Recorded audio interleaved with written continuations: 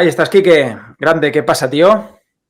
¿Qué pasa? ¿Qué tal? Muy buenas. Bien. ¿Se me oye bien? Se te oye alto y claro. ¿Cómo tienes el cuerpo? Bien, ¿no? El Sí. postpartido, maravilloso, ¿no?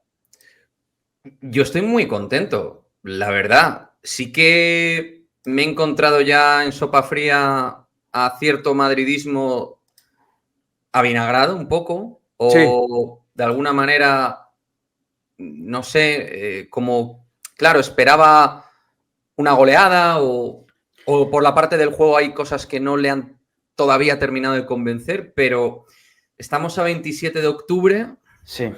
Hemos ido pasando los pequeños test y reválidas que tú y yo comentamos, Juve-Barça, luego viene Anfield, pero el del clásico era muy importante porque además le podíamos meter otros 3 puntos, están a 5 que, bueno, con esta gente todo colchón es poco, ¿no? Pero yo creo que hay motivos para la esperanza, pero desde una perspectiva de realidad, porque los primeros 45 minutos del equipo, que luego en la segunda parte seguro comentaremos, pero los primeros 45 minutos del Real Madrid para Buenísimos. mí han sido de lo mejor de la temporada. Fíjate, minutos en los que vimos, por ejemplo, esto, ¿no? Cómo recibe aquí Bellingham, tiene detrás, mejor dicho, a Pedri, amaga con el pase a la derecha. Ahora hablamos de Jude y muy de lo deportivo. Este vídeo es principalmente de lo deportivo, aunque quiero tocar contigo el asunto Yamal. ¿Hacia dónde se dirige Yamal? Si hacia Neymar o hacia otra cosa, que yo creo que es lo primero. Pero fíjate aquí lo que hace Jude, que se lo hemos visto un montón de veces. Los giros. El inicio del desmarque de Mbappé en el tiempo perfecto. Esta jugada creo que si hay algo, entre el 1, o sea, del 1 al 10 de perfección, creo que es un 9,9, tío. Porque es una cosa, bueno, aparte del giro, ¿no? Que Pedri dice, ¿dónde va este? Había quien decía también en redes que esto no lo sabe hacer Pedri. Creo que sí lo sabe hacer Pedri y lo hace muy bien. Ahora, creo que Bellingham, son dos jugadores distintos también, te digo. En su pick ha demostrado, más que Pedri, entre otras cosas, ya ha ganado una Champions, ¿no? Y aparte siendo decisivo e importantísimo en esa Champions. No hay fuera de juego, el pase a Mbappé es fantástico, el control es buenísimo. Y luego, como mira, esto se veía mejor desde la cámara de detrás de la portería de Chesney, como mira una y dos veces y luego se la clava. Un síntoma buenísimo de que Jude ha vuelto, número 1, vamos a ver en los siguientes partidos, pero las mejores sensaciones han vuelto porque no solo hace la asistencia, sino que también mete el gol, y que el equipo estaba enchufadísimo y por fin ya con sangre en el ojo y con mucha concentración en un encuentro importantísimo. Más allá de marcar 2 goles en 3 partidos, porque Bellingham ha vuelto ahora y ya sabíamos, ¿no? que necesitábamos la mejor versión de Bellingham y que fuera creciendo con el equipo, porque en base al crecimiento de él iba a crecer el propio Real Madrid. Estábamos siendo un tanto, yo por lo menos, pesado con el tema de incluir mucho a Bellingham lo antes posible, porque percibía que el crecimiento del Madrid iba a estar sostenido al crecimiento de Bellingham. Y así está siendo. Su progresión en estos 3 partidos, Getafe, Juventus, Barça, ha sido claramente ascendente. Ha ido mejorando sus prestaciones en cada partido un poquito más, hasta este encuentro en el Clásico, donde a mi juicio, para mí es el MVP. Dando la asistencia, marcando el gol, provocando el penalti, pero por encima de las estadísticas, que están muy bien para valorar parte de lo que ha producido Bellingham, para mí lo fundamental es que Xabi Alonso lo encuentre habitáculo en distintas partes, porque yo estoy convencido que el plan que tenía Xabi Alonso para el Clásico era un plan muy específico para el Clásico. Él entendía que Camavinga tenía que esto no es tan nuevo, por cierto, que estoy viendo por ahí. Ancelotti ya probó algo parecido, lo que pasa es que no le salió bien, y en un Clásico. Lo que pasa es que cuando los planes se ejecutan bien... Lo de Camavinga en esa posición, ¿no?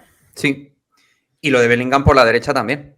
Lo que pasa es que la clave es creo que lo estaban diciendo en el chat, esta jugada estaba ensayada. Y es que yo veo que aquí, en cambio, sí que hay mucha automatización en el gol. Pero en las jugadas, incluso que yo fui viendo de ataque, fui viendo esa sensación de automático, de botón automático, que para mí es bueno, porque da la sensación de que el equipo tenía un plan con su entrenador mediante. A mí el 11 de primeras no me convenció.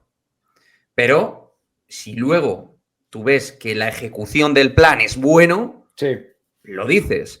Entonces, yo creo que Bellingham, por una parte, va a ir mutando su posición dentro del terreno de juego en el Real Madrid. Camavinga no le vamos a ver mucho de extremo derecho, estoy convencido. Creo que Camavinga juega ahí por necesidad del guión para hacer de parapeto a todo lo que pasaba en esa zona y que Valverde será el que ocupe esa zona en cuanto Carva o Arnold cojan ya correcto. sensación de titularidad. No sé cuál de los dos va a ser, el que sea. Pero eso va a obligar a Valverde, que es clave en el equipo, a adelantarlo. Entonces, creo que ese es el plan que tiene Xabi Alonso. Acumular gente que pueda jugar por dentro, empezando por fuera, gente que tenga capacidad de progresar como Camavinga y Valverde desde los lados también, y quitarle también cierta responsabilidad a los atacantes a la hora de ciertos movimientos, repliegues, etcétera, al tener tanto centrocampismo. Porque al final el Madrid tenía mucho centrocampismo, por ponerle este neologismo que no existe, pero para que entendamos que teníamos Arda, Camavinga, Bellingham, Tchouaméni. Se quitó a un extremo, como Mastantuono o Brahim, que es un media punta también, y prefirió, digamos, poblar. Y de esa población de centrocampistas generó esa superioridad, sobre todo en los primeros 45 minutos. Y abría el campo, si bien tú quitas a un extremo, que es el caso de Mastantuono, tú puedes pensar, entonces ya no abre el campo, que era lo que veníamos diciendo durante todas estas semanas, de que a Mastantuono, si en caso de quitarle la titularidad, lo tenía que sustituir a alguien que abriese el campo. Lo que hace es poner ahí a Camavinga, que aportó muchísimo. El pequeño asterisco medio malo de Camavinga, que, ojo, me encantó y es un futbolista que si está bien tiene que ser titular siempre porque es maravilloso, es que a veces conducía demasiado. Creo que hubo una acción en la que Valverde se gana la amarilla, sí, y es porque él conduce y no la da, y no la da, y no la da, y a veces tiene eso. Pero claro, ¿por qué al final no renunció a abrir el campo? Porque tenías a un portento físico como es Valverde para hacerlo, desde la posición de lateral, ¿no? Y luego a la izquierda, a pesar de que el equipo estuviese un poquito asimétrico, desde la izquierda tenía a Vinicius que pisaba línea de banda, ¿no?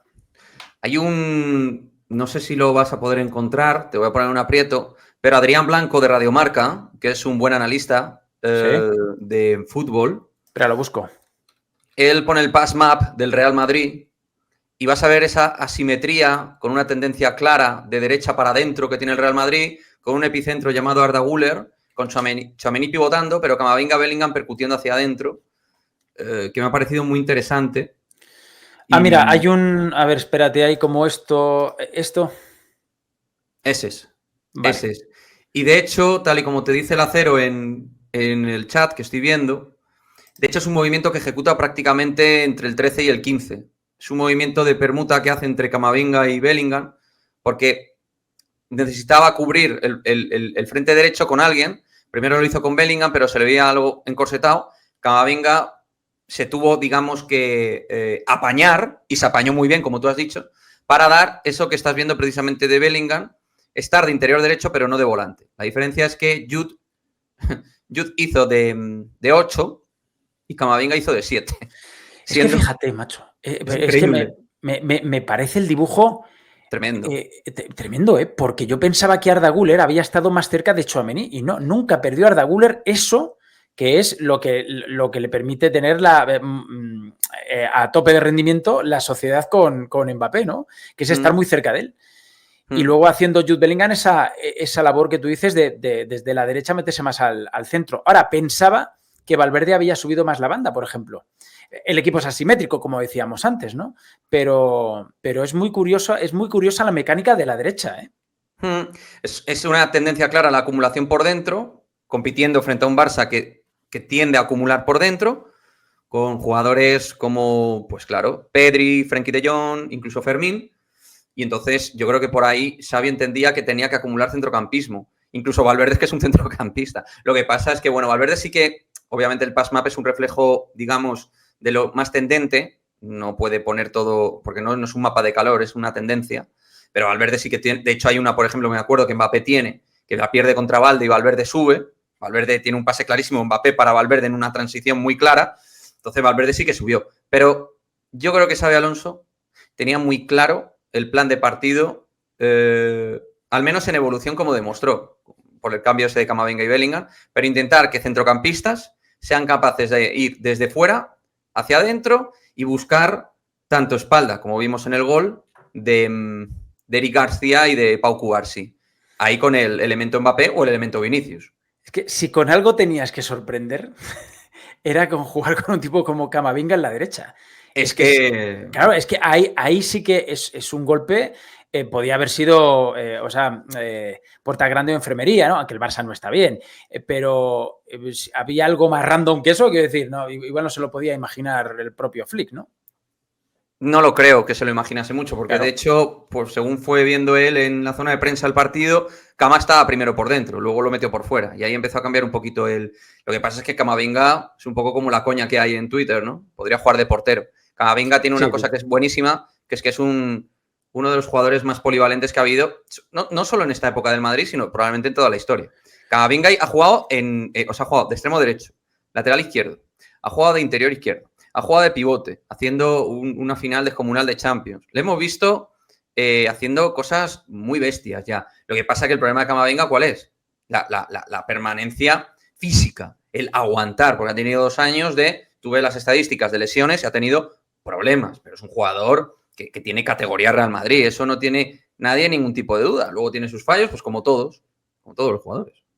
Dice Ricardo, el partido de ayer es la prueba definitiva de que el equipo está trabajado y empiezan a notarse automatismos por trabajo. Justamente lo que se echaba en falta con Carlo desde hace años, porque, seamos honestos, con Carlo ganamos más por la dinámica, o por dinámica y disponer de Kroos que por ver un trabajo general del equipo. Fíjate, Ricardo, que estoy en parte de acuerdo contigo, pero...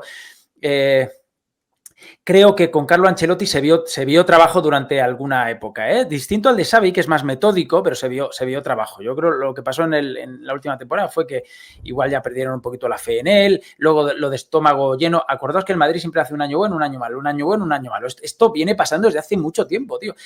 Y con esto doy paso al tema de la actitud, Quique.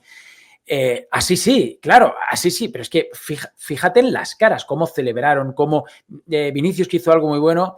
Ya hemos hablado mucho de Vinicius en este canal. Yo igual sería mejor no tocarlo aquí, salvo que tú quieras decir algo, ¿vale? Pero hay algo que hace Vinicius en el minuto 1, que es pegarle un balonazo a Lamine Yamal en un balón dividido, ¿no? Y luego hacer así al público y tal. Eso a mí me puso como una moto. Y vi al equipo que dije, hoy sí que están enchufados. Pero claro, tienen que estar todos los días. Y yo creo que aprendieron del Metropolitano, ¿eh? Fíjate, si tiramos de paralelismo, qué mejor paralelismo que el Metropolitano jornada 6, 23-24, que fue el único partido que perdió el Real Madrid en esa etapa brutal del Real Madrid, ¿no? De Ancelotti, ese año buenísimo, donde el equipo es tremendamente competitivo. Hablábamos de las diferencias entre Xabi Alonso y Ancelotti. A ver, yo creo que el Real Madrid de Xabi Alonso era un equipo menos territorial, más de transición, es decir, cuando digo menos territorial es menos dominante en lo territorial, aunque con el Barça evidentemente hay momentos que por su manera de jugar tú también tienes que a veces tirar atrás como tiraste los últimos 20 minutos, para mí en exceso, pero yo creo que el equipo todavía físicamente no está 100%, dicho lo cual, no solo por cuestión de fútbol, sino físicamente todavía mucho por mejorar. Qué bueno que digas eso, Quique, porque alguien antes me ha preguntado que si hicimos un poquito el Cholo Simeone al final del partido y quiero que me des tu visión sobre eso, pero bueno, continúa. Y yo creo que la diferencia es que para Ancelotti era muy importante digamos, ser percutor, vertical, rápidos, montar todo. Eso aún lo tiene el Madrid. De hecho, el Madrid tiene muy buen volumen de transiciones y de ejecución de contras. Pero creo que Xabi Alonso quiere hacer una extensión y una evolución de todo eso para que sea un Real Madrid más dominante con balón. Por eso vemos posiciones como la de Carreras, muy avanzado, Hausen con capacidad de dominio, Arnold cuando vuelva también, que es ese tipo de jugador, etcétera. Pero bueno, yo creo que Xavi está trabajando muy mucho en automatizar pases, presiones. O sea, yo creo que está mucho en ese punto de un tipo que ya sabíamos que era muy metódico, que si sabíamos algo de él, que era pura metodología, digamos, de trabajar, repetir, trabajar, repetir.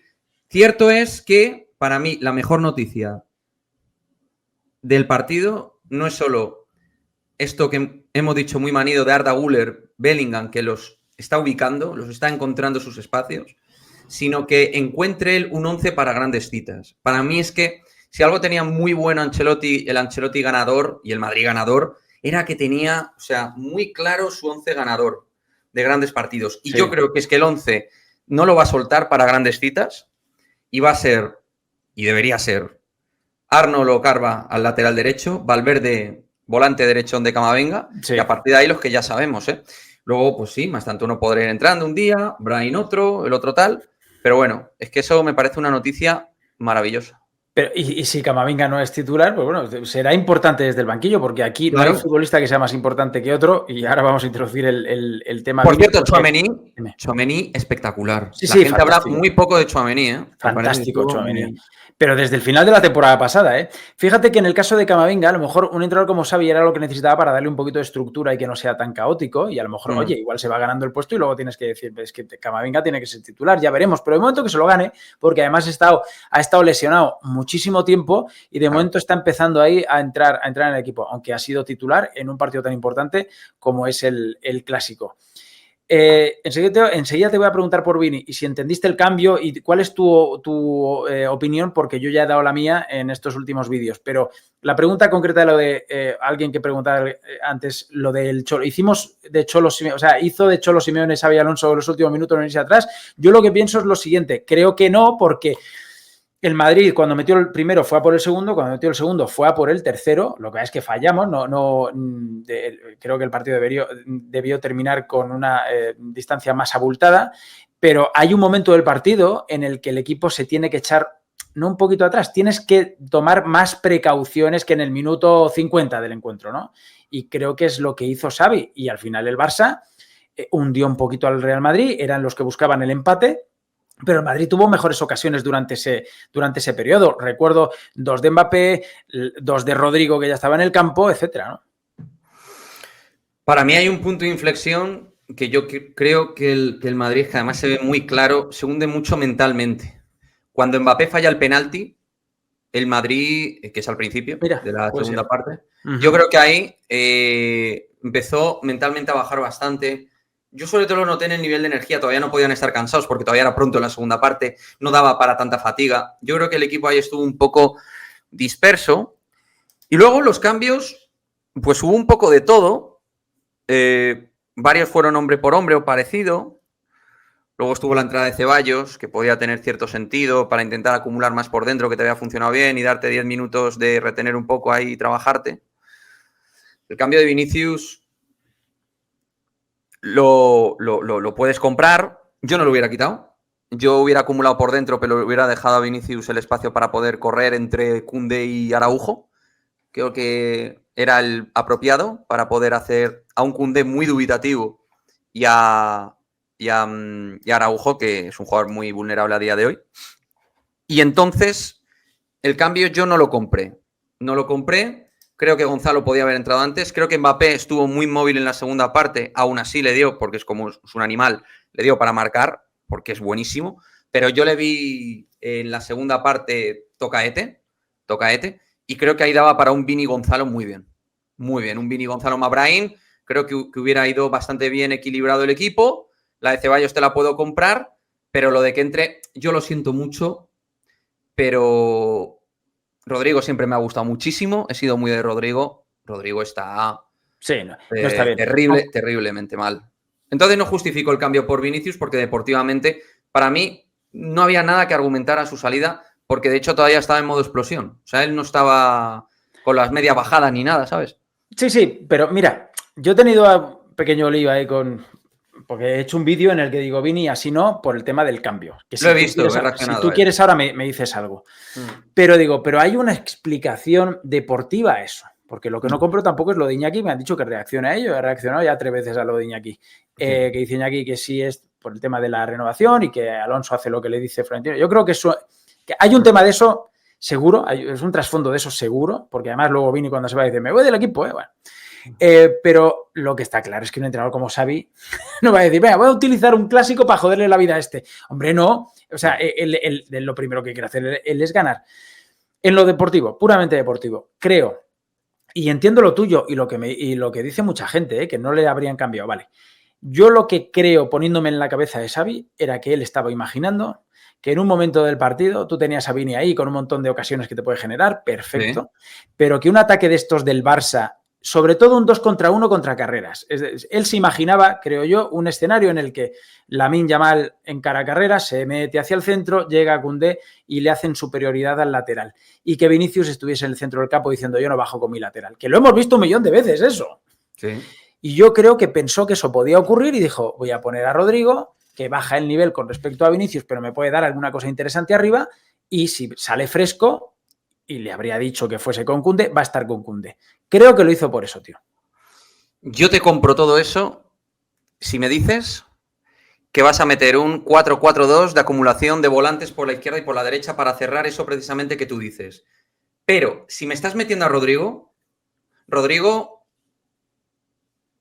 de hecho, si llega a marcar Koundé, en esa jugada donde Lamine tira un pase, sí. Rodrigo pierde la marca completamente y Koundé te pilla por todos lados. Si controla esa y es gol, sí. El plan se te va al traste en cuanto a ese cambio que dices. Y pero está Rodrigo... de 9, pero ahí ya está de 9, Quique. Es decir, ahí no habría llegado ni Vinicius. Quiero decir, cuando el lateral se mete de 9, como no se marca al hombre, Rodrigo se habría desentendido de él. Lo que quería evitar eran esos 2 contra 1 con el lateral, creo yo. Pero si se mete de 9 e intenta rematar... Pero yo creo que hay Rodrigo que está haciendo de ir, porque si tú ves la acción, Rodrigo hace de ir, porque Rodrigo luego se queda. Quiero decir, si tú vas... Quiero decir, si tú llegas y estás en un bloque bajo, porque el Madrid ya está en un bloque bajo, ya esa transición de repliegue no es tan grande. Si tú estás ahí, ve. Lo que no puede ser es si tú entras en el minuto 70 con esa actitud tan vacía, es que no se justifica el cambio para mí. Ya. No se justifica el cambio, tío. Entonces, yo creo que si tú... Mira, tú me dejas incluso arriba a 2, me dejas Vinicius Gonzalo, yo te lo puedo comprar. Si quieres acumular más gente en el centro del campo, te lo puedo comprar. Pero... es que Rodrigo, tal y como está, yo lo siento mucho, pero no puedo aplaudirle ese cambio. Y eso sí, a partir de ahí, y voy a decir una cosa, porque todavía no lo he dicho, y eso sí que lo quiero decir, porque estoy solo en lo futbolístico. Yo, por supuesto, no puedo aplaudir que Vinicius reaccione de esa manera y sobrereaccione al cambio como reacciona. No lo puedo comprar. Yo te digo, por ejemplo, en el Rayo Vallecano, que yo he trabajado, hubo un jugador extranjero, concretamente, que es verdad que tenía a Sandoval como tal, y que era un chico que, oye, pues era intenso. Bueno, se llama Las, lo voy a decir, da igual. Y era un chico con mucho potencial, no era Las Diarra, era otro Las. Sí, sí. Entonces, y ahí Sandoval lo tuvo que controlar, porque el chico te ponía caras, gesticulando permanentemente, tal, nos implicaba, pero era diferente. Entonces, pero todo eso de igual manera, la respuesta de la sobrereacción, tú tenías que responder ante eso con jerarquía. Y Xabi Alonso creo que debe hacerlo con jerarquía y gestión. De hecho, hay una cosa de Xabi Alonso que me gusta mucho. O sea, el cambio no me gustó, pero hace muy bien una cosa. Vinicius sale con fuego valirio en los ojos. Sí. Sale loco. Pero Xabi Alonso, pasa, sí. Déjale. Exacto. No vayas. Tú coges, tú a lo tuyo, eso es de entrenador inteligente, no de, no, venga, tal, a hacer ahí el paria. No, tú dejas que él vaya bajando la graduación. Y lo bueno es que Vinicius luego volvió, que no sé quién le dijo que volviese, porque se fue del campo y todo, claro. Volviese y volvió. Y ¿sabes lo mejor de todo? Dos cosas. Una, que el club va a hablar con él, seguro ya ha hablado, no sé quién, pero hablarán con él, aparte del propio Xavi, obvio. Pero por otra parte, los jugadores le quieren muchísimo. Y eso es lo que a mí más me gusta. Aún ese tipo de cosas, yo creo que, sobre todo en estos partidos, Miguel, los compañeros saben que Vinicius es uno de Inoue. Es uno de los nuestros. Sí. Y va a muerte. Entonces, se lo van a entender, se lo van a entender. Y se lo van a... Exacto. No veo a nadie que diga, yo a este tío no lo soporto, que tío... O sea, no veo a nadie en el vestuario que diga, esta es la última ya de Vinicius porque no lo soportamos. No pregúntales en el vestuario qué prefieren. Incluso con lo malo y que lo estamos criticando que no está bien. ¿Lo de Rodrigo o lo de Vinicius en el Clásico? Claro. Rodrigo no tuvo ningún problema de actitud en el sentido de sobrereacción. Tuvo un problema de actitud errática. A mí dame a un desquiciado como claro. Vinicius. Y en estos partidos sobre todo. Claro. Desquiciado en el buen sentido, me refiero de lo que he dicho al principio, del balonazo ese. De meter pierna. Si llegó el tío, es que entiende lo que es el Real Madrid. Si es que Vinicius se ha criado en el Real Madrid. Vinicius es medio canterano, aunque no lo es, pero lo es. Llegó aquí con 18 años. Y él entiende lo que es ese club. Y por supuesto que hay actitudes y cosas que tú y yo somos dos creadores que no le defendemos todo. Somos de esos que hay cosas que sí y hay cosas que no. Y esto no es defendible. Pero también te digo, yo con Vinicius voy a la guerra. Yo sé que hay con jugadores que puedo ir a la guerra en el Real Madrid. Hay con jugadores que sí. Por cierto, Bellingham, otro, con el que voy a la guerra. Porque Bellingham se deja el alma. No paró de correr como un desquiciado. Sí, sí. Y de ayudar al equipo. Sí, sí. Entonces yo con estos dos tíos sé que puedo ir. Oye, ya para terminar, mira, enlazamos con Lamine Yamal, que quería haber hablado un poquito más de él, pero bueno, simplemente con que me digas rápidamente si va más para Neymar que para Messi, yo creo que va para Neymar. Y además, aquí hay un que tiene que ver, él tiene potencial futbolístico brutal, ya se lo hemos visto, ya lo ha hecho realidad en muchos partidos, pero aquí hay una base de valores, de formación, de educación, que es muy difícil corregir, tío. Y es buena noticia para los madridistas, no tan buena, malísima para los del Barça, si sigue por ese camino, y no tan buena para los aficionados de la selección española, porque se puede convertir en lo que decimos se puede convertir. Este muchacho, para mí es un caso único de futbolista de 18 años que se cree ya todo lo que todavía no ha ganado. Es acojonante. Hice un editorial en YouTube hablando del Racing Corona. Sí. Yo en el fútbol no he visto un caso de un chico que se crea tanto habiendo ganado tan poco. Sí, sí. Quiero decir, y lo comentaba en ese editorial, si es que ni siquiera el año pasado en el Barça fue el mejor. Fue Rafinha el mejor jugador del Barça, sí, claramente. Sí. En lo regular, sí, a lo mejor como actuación más tal, igual... Tiene sus momentos de impacto frente al Inter de Milán, que dices, wow, que hay como un tema de magia de especial, porque el chico es muy bueno. Pero el problema es que su evolución desde todo eso hasta ahora es en negativo, es en regresión. Su fútbol ha ido a menos. Su físico ha ido a menos, con 18 años y con un problema de pubis, que por cierto la gente no comenta. Lamine Yamal tiene un problema de pubis. Sí, sí. Y eso en el fútbol es muy traicionero. Lo sabemos bien en el Madrid con Kaká, por ejemplo. Con Raúl en su día. Con Raúl en su día, que de hecho, eso y la rodilla, esa lesión tan importante que tuvo, es lo que le reventó. Entonces, a mí me parece que es un jugador que tiene una extraordinaria precocidad, que tiene mucho talento, pero que tiene un contexto, un entorno y unas actitudes que bien deberían intentar cuidar los que más le quieren, y le quieren bien sobre todo, porque tiene un gran golpeo de balón, pero hay que decirlo, Lamine Yamal no se va de nadie últimamente. No se va de nadie. Hay un vídeo acojonante desde la grada, Quique, que es todas las acciones de Yamal, que yo creo que graba un barcelonista. No se va de nadie, tío. Es verdad que está muy bien en las ayudas, con carreras, con Jude haciéndole ayudas a carreras y tal, pero no consigue irse. Intenta proporcionar algo para el colectivo, porque él tiene ese punto también de quererse mostrar. O sea, no es un chico que yo veo que se esconda, no es de esos.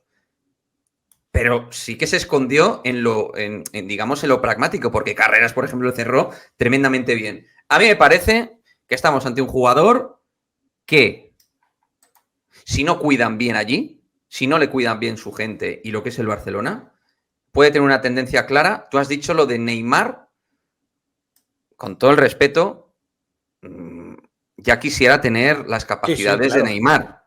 Quiero decir, es que yo creo que nos olvidamos un poco de lo que es Neymar, digo en general, porque Neymar sí que en un momento determinado de su carrera, sobre todo su temporada, o sea, lo que es del 13 al 16, esa etapa, es una locura, ese jugador. Entonces, ya vamos a ver si es capaz de llegar a eso. Pero sí que su actitud y su manera de llevar el fútbol y su profesionalismo a mí me generan muchas dudas.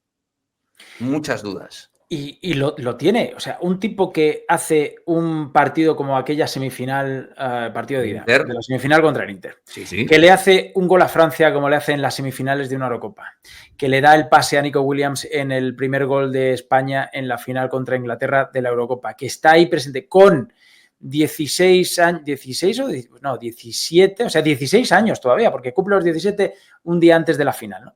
Es que, joder, es que ahí hay mucho jugador, pero claro, un jugador no es solo su capacidad técnica, es también muchas cosas, tío. Y cuántos jugadores se han perdido por el camino, ¿no? Y aquí influye, pues lo que decíamos, ¿no? Valores, familia, educación. Y además no creo, pues la frase esa de que nadie le dice al rey que va desnudo, no creo que nadie de los que le rodea, a lo mejor Jorge Méndez, que es su agente y es un tipo que en lo futbolístico es todavía más importante que Yamal, fíjate lo que te digo, igual se sienta con él y le dice, ¿dónde vas, no? Pero ni su padre, ni su madre, ni los pelotas que están en el Barça, ni el primo ese que sale en todas las fiestas con él y tal, nadie de eso le va a decir nada, tío. Y luego es un jugador que tiene una sobreprotección mediática por parte de los medios españoles que obedece a otro tipo de cuestiones que yo creo que es muy evidente. O sea, vamos, clarísimo. Sí, sí, total. Quique, un abrazo, tío. Ya te he tenido aquí 35 minutillos. Mañana estamos ahí en tu canal. Te lo agradezco un montón y nada, nos vemos prontito. Un abrazo. Chao, chicos. Chao, tío. Chao, chao. Chao, chao. Chao.